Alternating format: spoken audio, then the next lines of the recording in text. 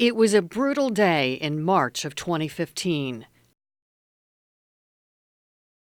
A 9-alarm fire. 2 Boston firefighters killed. It has very slowly seeped into reality for me that he's not coming back. The pain is still severe for Kathy Crosby Bell. She lost her son, Boston firefighter Michael Kennedy, that day, along with his partner, Lieutenant Ed Walsh. In the wake of the fire, investigators found that the intensity of the heat from the fire burned through their hose. So they were calling for water. And the guys outside thought they were pumping it in and never got there. Michael's last call was for water. So Bell founded the Last Call Foundation to fund research into fire safety.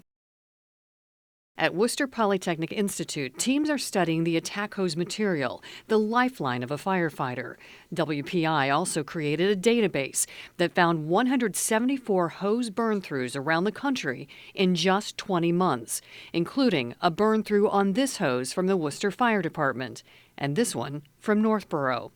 It's an issue we first covered in 2015. When we first spoke with the fire service, some people didn't believe that there was a problem. This database is showing that, in fact, there is a problem.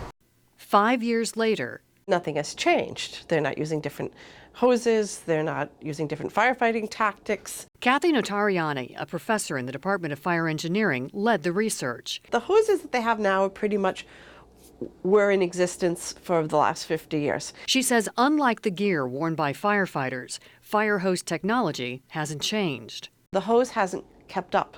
WPI presented their findings to the National Fire Protection Association, who sets standards for firefighting gear.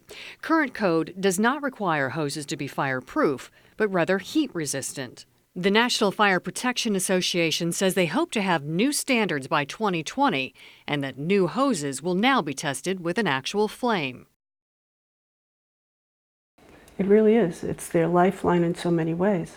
We called 7 fire hose manufacturers. Only one responded. That company says they know changes are coming, but they don't have the new fire-resistant material yet.